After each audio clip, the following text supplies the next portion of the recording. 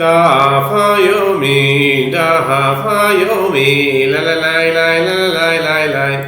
Daf Yomi, Tractate Shevuos, page 33a, top of the page with the words Ha Kaima Shnia.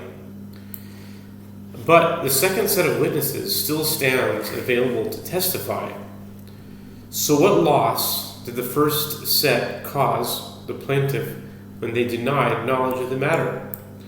Omer Rabino, hocha b'may askinan, kegoin shehois shnia v'shas kefir as rishoin ekrov min shoisehen, un shoisehen goisois mahu detema, roi goisim lemiso, kamash b'lanosh tamiyah loi shachid. Rabino said, what are we dealing with here? We are dealing with a case where the two witnesses in the second set were relatives through their wives at the time of the denial of the first set of witnesses. The two witnesses in the second set were married to two sisters, and brothers-in-law are unfit to serve as witnesses together. Therefore, the claim of the plaintiff is entirely dependent upon the testimony of the first set of witnesses, and the sisters who were wives of the witnesses in the second set were moribund. It means they're like about to die, I think. Lest you say that since presumably the majority of individuals who are moribund will actually die, right? Yeah, very soon. And therefore, these two witnesses are fit to testify together. Therefore, the Talmud teaches that since now, in any event, the wives had not yet died, their husbands remain unfit to testify together. Okay, that's the end of that. Now we start a new Mishnah. Mashbiyan yalechem im lo yitavoyu dinoni sheyesh li biyad ploini b'gadon nishumat yad. Because Ela Veida Shevuos Ein Yoidi Edus Ein Chayav and Ela Achas. Mishnah. In a case where the plaintiff said to the witnesses, I administer an oath to you concerning your refusal to testify, if you do not come and testify on my behalf, that I have in the possession of so-and-so a deposit and an outstanding loan and a stolen item and a lost item. And they lied in reply, on our oath, we do not know any testimony on your behalf. They are liable for taking only one false oath of testimony. Shevuos she'einanu yoidin sheyesh lecha b'yad ploini b'gadon nishumas yad b'gazol levedo chayavin al kol achas v'achas. But if they lied in reply, on our oath we do not know that you have in the possession of so and so a deposit and an outstanding loan and a stolen item and a lost item, they are liable for each and every one of the components of the claim. It is as though they took a separate oath with regard to each of the details of the claim. Mashbihan yalechem im lo savo v'soidu sheyesh li b'yad ploini b'gadon chitinu so'erin kechus min Shevuos she'ein lanu yoidin lecha edus ein chayavin ela achas. In a case where the plaintiff said to the witnesses, I administer an oath to you concerning your refusal to testify, if you do not come and testify that I have in possession of so and so a deposit of wheat and barley and spelt, and they lied in reply, on our oath we do not know any testimony on your behalf. They are liable for taking only one false oath of testimony. Shevuos she'einanu yoidin lecha edus sheyesh lecha b'yad ploini chitinu so'erin nichus min chayavin al kol achas v'achas. But if they lied in reply, and said that on our oath, we do not know any testimony on your behalf that you have in the possession of so and so, wheat, barley, and spelt. They are liable for each and every one of the components of the claim.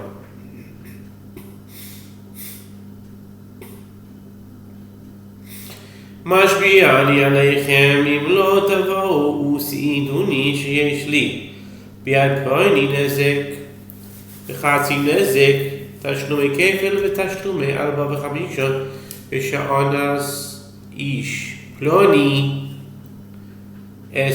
ביתי ופיתה ביתי ושהיכני בני שחבל בי חברי ושהדליק את קדישי ביום הכיפורים הרי אלו חייבים. Okay, in the case where the plaintiff said to the witnesses, I administer an oath to you concerning your refusal to testify if you do not come and testify on my behalf, that I have in the possession of so-and-so an outstanding payment for damage, or an outstanding payment for half the damage, which the owner pays for damage caused by his innocuous ox goring another animal, or with regard to an outstanding payment of double the principal that a thief must pay the owner of the stolen item, or with regard to an outstanding payment of 4 or 5 times the principal that a thief pays when he stole a sheep or an ox, respectively, and then slaughtered or sold it. Or in a case where the plaintiff said, I administer an oath to you concerning your refusal to testify if you do not come and testify that so-and-so raped my daughter, or I should have said that she beat. I think, right now I don't think they'll zap this one because it's already in a religious concept. So-and-so violated my daughter, or he seduced my daughter, or that my son struck me, or that another injured me, or that he set my stack of grain on fire on Yom Kippur. If in any of these cases the witnesses took an oath falsely denying any knowledge of the matter on behalf of the plaintiff, these witnesses are liable for taking a false oath of testimony. Okay? And now we start the Gemara, the Talmud, on this Mishnah. A dilemma was raised before the sages. In a case where one administers an oath to witnesses concerning a fine, if they do not come and testify that one performed an action that renders him liable to pay a sum fixed by the Torah as penalty for that action, what is the halacha? Is it like any other case of an oath administered to witnesses in money matters or not? Ali ben Rabbi Elazar Rabbi Shimon la tibai lach de'amar yovo'u eidim ve'aidim. The Gemara refines the dilemma. According to the opinion of Rabbi Elazar, son of Rabbi Shimon, do not raise the dilemma, as he says, in a case where one performed an action in the presence of witnesses for which he is liable to pay a fine, and before the witnesses testified, he admitted his liability, even though the principle is one who admits that he is liable to pay a fine is exempt from paying the fine. The witnesses shall come and testify and render the one who performed the action liable to pay the fine. In this opinion, payment of the fine is dependent upon their testimony, and therefore, if they lie, they are liable for taking a false oath of testimony. Kiti bayrach. Ali b'darabanan de'amri ma'od b'knas ya'achakach bo'edim patu. When should you raise the dilemma? Raise it according to the opinion of the rabbis, who disagree with Rabbi Elazar, son of Rabbi Shimon. As they say, one who admits he is liable to pay a fine is exempt, even if afterward witnesses came and testified to his liability. The case in the Mishnah is one where the plaintiff demanded that the witnesses testify on his behalf before the defendant admitted knowledge of the fine. Rabbanan dehasam kiman sfira lehu ilem Rabbi Elazar v'Rabbi Shimon dehacha haka'amar davar hagoychem lemon k'mam dami.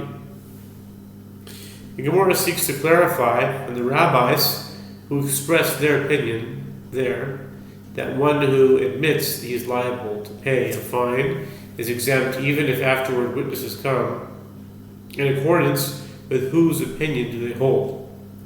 If we say that they hold in accordance with the opinion of Rabbi Elazar, son of Rabbi Shimon, cited here in 32a, doesn't he say a matter that causes financial loss is considered to have monetary value with regard to the oath of testimony? Witnesses who testify concerning a fine also cause financial loss, as if the individual does not admit his liability, he will be liable to pay the fine based on their testimony. Ela kirabanan dehacha de'amri davar hagoychem lemam lav k'mam dami mai.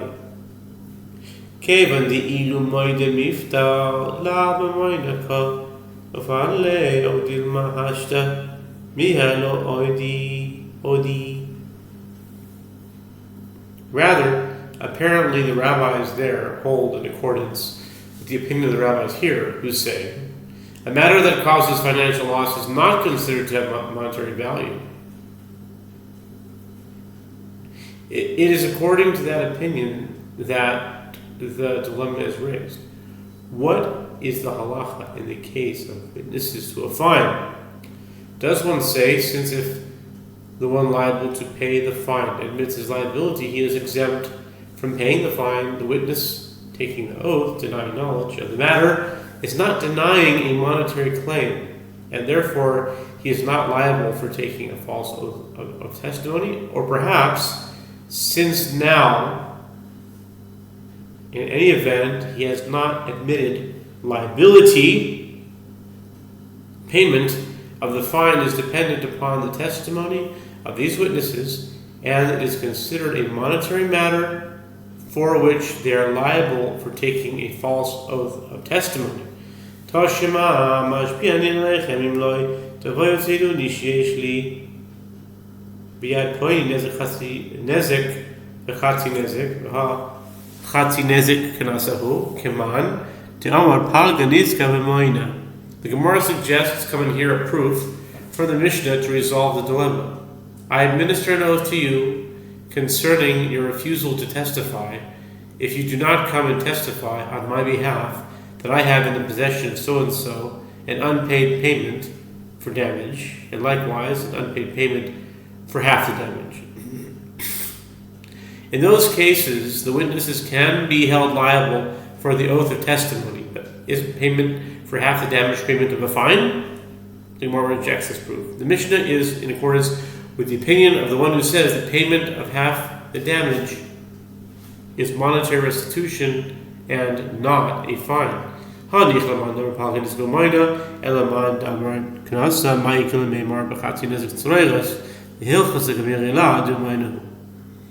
Gemara asks, this works out well according to the one who says that payment of half the damage is monetary restitution, but according to the one who says that payment of half the damage payment is a fine, what can be said?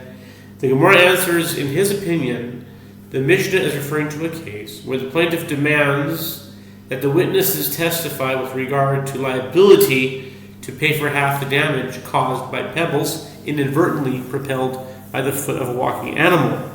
As they learned this halakha through tradition transmitted to Moses from Sinai, that payment of half the damage in that case is monetary restitution and not a fine.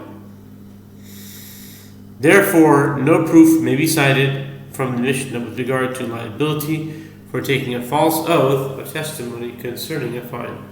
Tashima Tashima, Tashima, Tashima, Tashima. Tashima. Tashlume kefel. Mishum karna. The Gemara suggests coming here a proof of the Mishnah.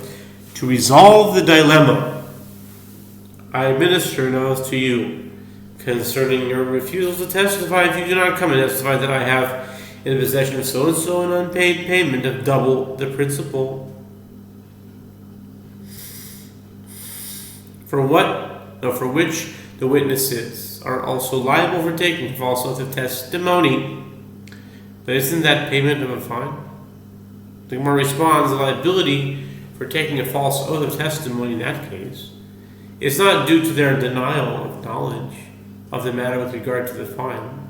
Rather, the liability is due to their denial of knowledge of the matter with regard to the principal, which is a full-fledged monetary payment.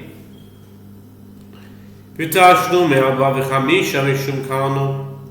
Gemara cites another proof in the Mishnah. I administer an oath to you concerning your refusal to testify if you do not come and testify that I have in the possession of so-and-so payment of 4 or 5 times the principal, which is a fine. The Gemara answers that there too, the liability is due to their denial of knowledge of the matter with regard to the principal, not due to the fine. The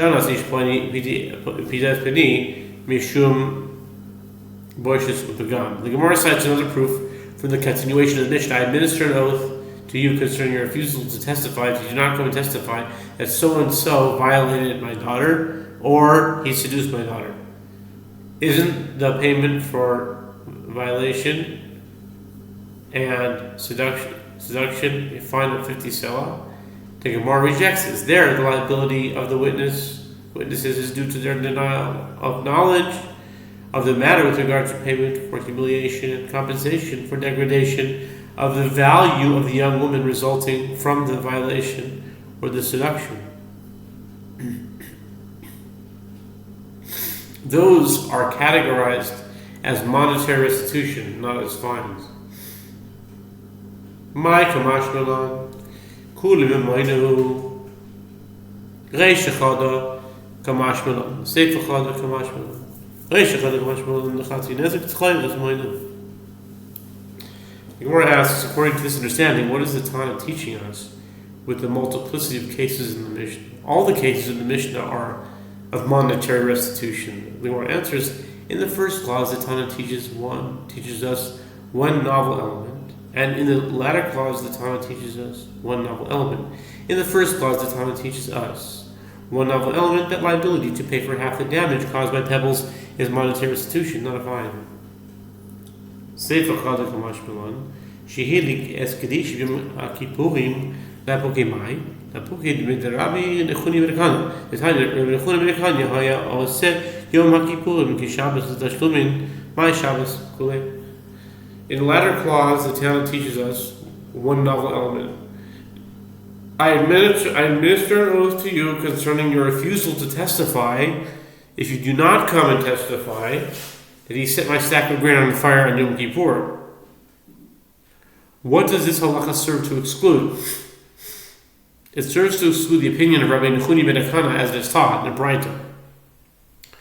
Rabbi Nechuni ben Akana would deem Yom Kippur like Shabbat with regard to payment of damages, just as in the case of one who intentionally desecrates Shabbat, he is liable to receive the death penalty and is therefore exempt from liability for payment for damage that is caused while desecrating Shabbat. So too, in the case of one who intentionally desecrates Yom Kippur, he is liable to receive the death penalty and is therefore exempt from liability for payment for damage that is caused while desecrating Yom Kippur. The Tana of the Mishnah disagrees.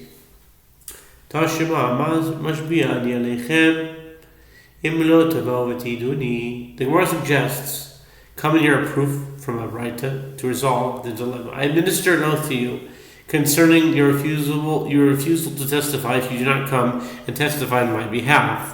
And now we turn to 33b at the top of the page. Now we go on the base, 33b, top of the page, with the word Shehosi. Shehosi ish ploni shemra espit albiti chayovin. That so-and-so slandered my daughter. In such a case, the witnesses are liable for taking a false oath of testimony if the accused admitted on his own that he slandered the young woman, he is exempt from paying the fine.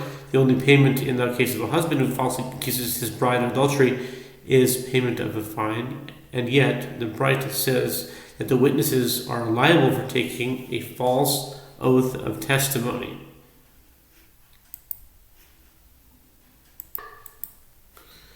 Where were we? Hamani, Rabbi Elazar ben Shimon, Damar Yevoyo Eidim Ya'idu. The Gemara answers, in accordance with whose opinion is this Braita, in accordance with the opinion of Rabbi Elazar, son of Rabbi Shimon, who says, even if the one who is liable to pay the fine admits his liability, the witnesses shall come and testify, and render the one who performed the action liable to pay the fine.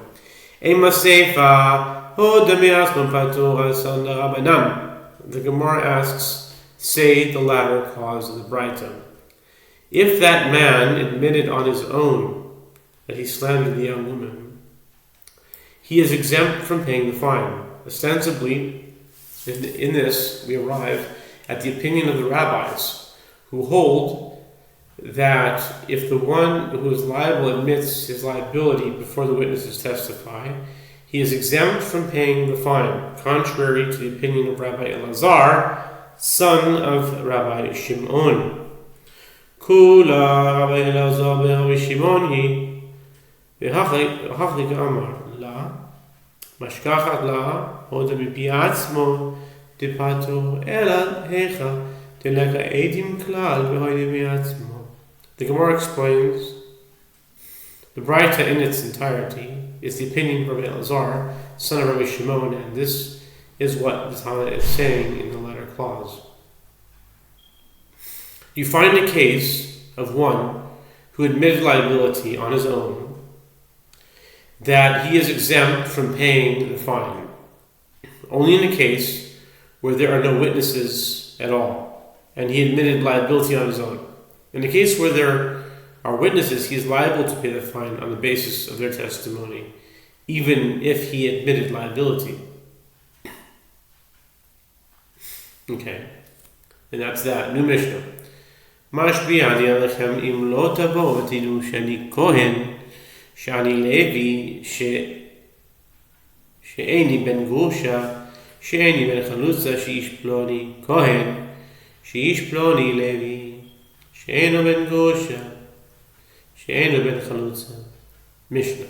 In a case where the plaintiff said to two witnesses, I administer an oath to you concerning your refusal to testify if you do not come and testify that I am a priest, or that I am a Levite, or that I am not the son of a priest and a divorced woman, or that I am not the son of a priest and a chalutza, or that so-and-so is a priest,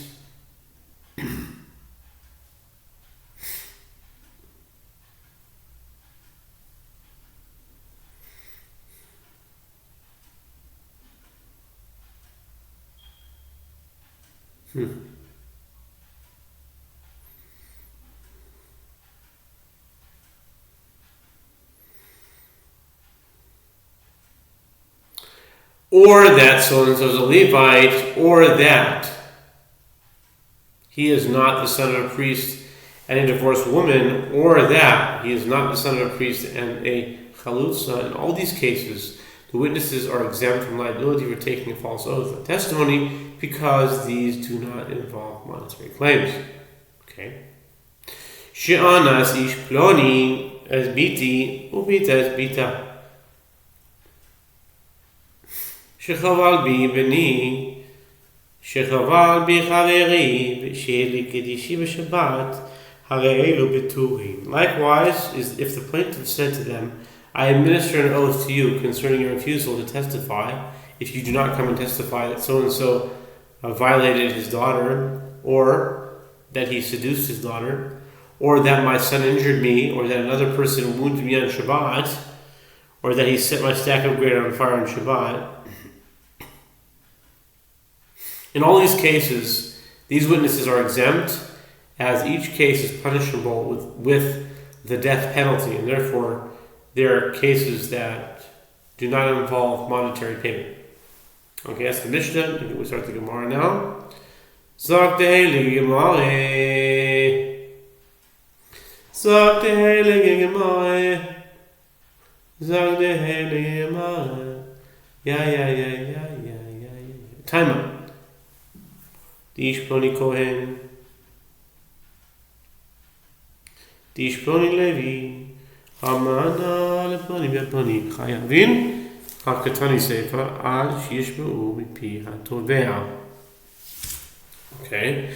The Gemara infers the reason that the witnesses are exempt is that the plaintiff demanded that they testify that so-and-so is a priest and so-and-so is a Levite, which are claims that do not involve monetary payment. But were the plaintiff to say, I administer an oath to you concerning your refusal to testify, if you do not come and testify that 100 dinars belonging to so-and-so are in the possession of another so-and-so, they would be liable. But isn't it taught in the latter clause of Mishnah 35a, the witnesses are exempt until they hear a demand to come and testify directly from the mouth of the plaintiff?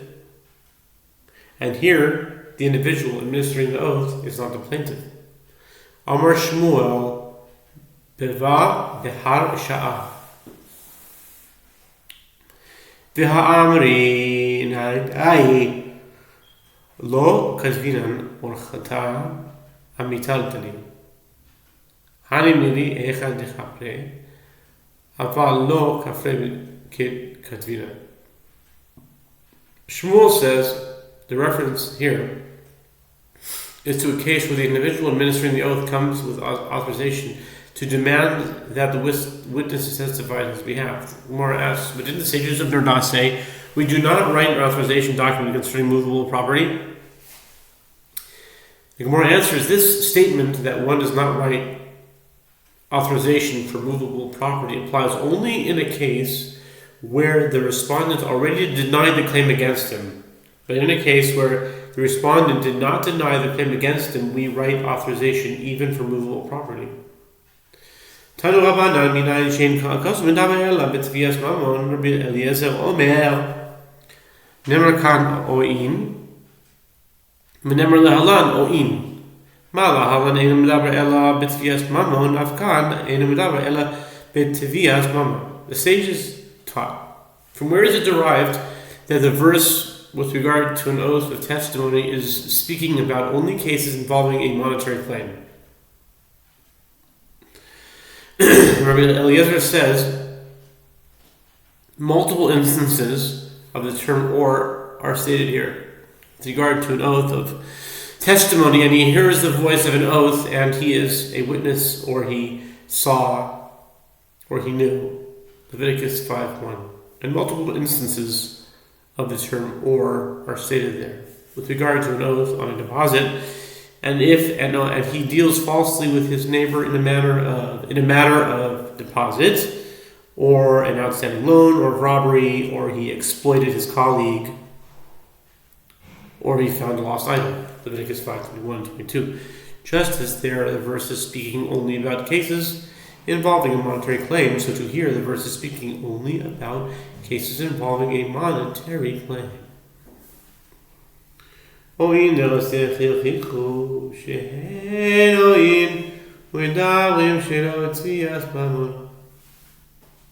The Gemara challenges the multiple instances of the term or that are stated with regard to a murderer, and if he shoved him with hatred, or cast upon him any vessel without lying in wait, or in enmity smote him with his hand, Numbers 35:20-21, will prove that multiple instances of the term or are unrelated to limiting the application of the halacha to cases involving a monetary claim, as these are multiple instances of the term or in verses that are not speaking about cases involving a monetary claim.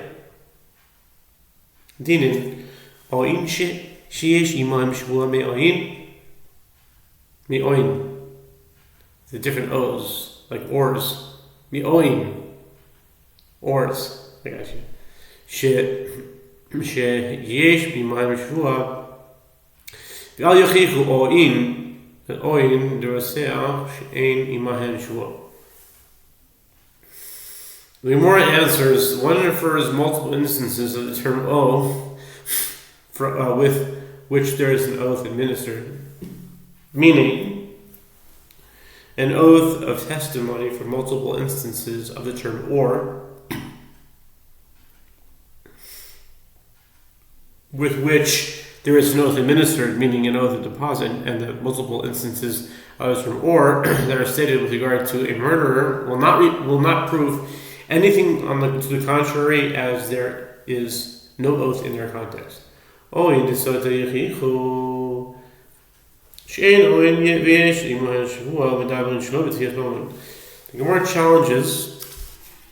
Gemara challenges multiple instances of the term or that that are stated with regard to sota in the Torah, or if the spirit of jealousy came upon him, or a man upon whom the spirit of jealousy came, Numbers 5:14-30, this week's parsha, will prove that multiple instances of the term are unrelated to a monetary claim, as these are multiple instances of the term or, and there is an oath administered by the priest to the sota in their context. And the verse is speaking about cases not involving a monetary claim.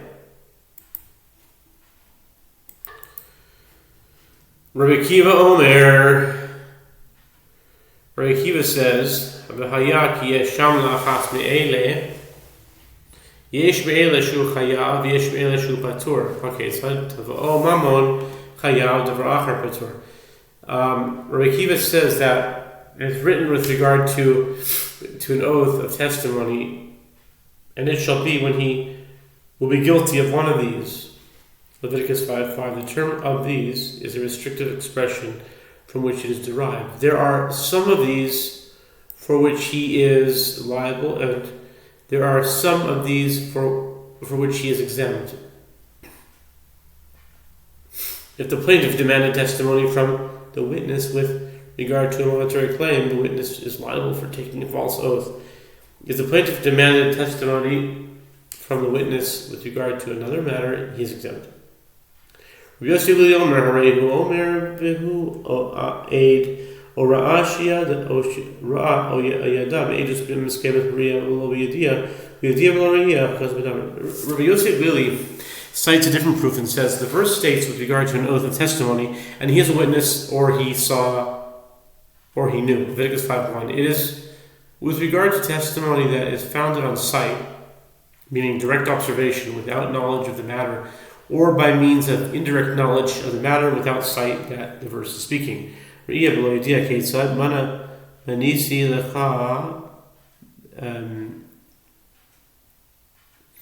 ne ploni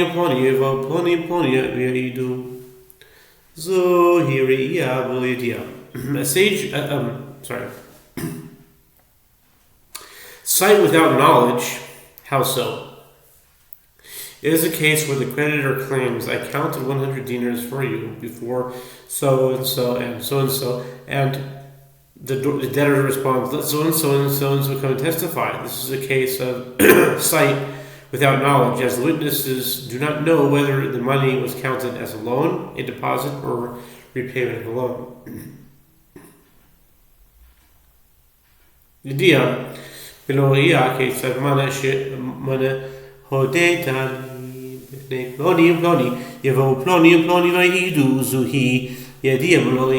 the knowledge without sight, how so? It is a case where the creditor claims, you admitted to owing me 100 dinars before so and so and so and so, and the debtor replied, so and so come and testify. This is a case of knowledge of the debt without sight of the loan taking place. Testimony based on sight without knowledge, or based on knowledge without sight, is possible only in cases involving a monetary claim. Rabbi Shimon Omer, Chayav kan mechiyeh b'gadon, ma le'alan ena medaber ela b'tfias mamon, av kan ena medaber ela b'tfias mamon. Rabbi Shimon cites a different proof and says that the Torah rendered one liable if he takes a false oath here with regard to testimony, and the Torah rendered him one liable if he takes a false oath with regard to a deposit, just as their verse is speaking of liability only in cases involving a monetary claim. So to here, the verse is speaking of liability only in cases involving a monetary claim. ועוד, קל וחומר, מה הפיקדון שעשה בו נשים כנשים, כהנים כחולקים, פסולים כקשיחים וחייב על. I think we'll start this next daf, but we'll start it here. If there's a kal v'chomer, we can infer this halacha by means of an a fortiori inference of the halacha of deposit. If in the case of a deposit with regard to which the Torah entered the halachic status of women like that of men, the halachic status of relatives like that of non-relatives, and the halachic status of unfit witnesses like that of fit to testify, and he is liable. We're in the middle of an idea, so just continue. Why not? And he is liable, so then each and every oath, if the plaintiff is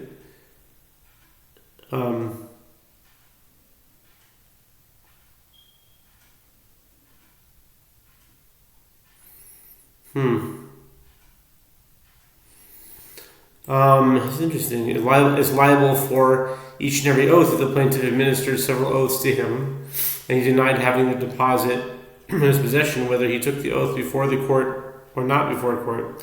And despite the broad application of the halacha, the verse is speaking of liability only in cases involving a monetary claim. Then, in the case of an oath of testimony with regard to which the Torah did not render the halachic status of women, status of women like that of men, the status of relatives like non-relatives, and the status of unfit witnesses like that of fit to testify, and he is liable to bring only one sliding scale offering if the plaintiff administered several oaths to him and he falsely denied knowledge of the matter in the presence of court. Is it not right that the verse is speaking of liability only in cases involving a monetary claim?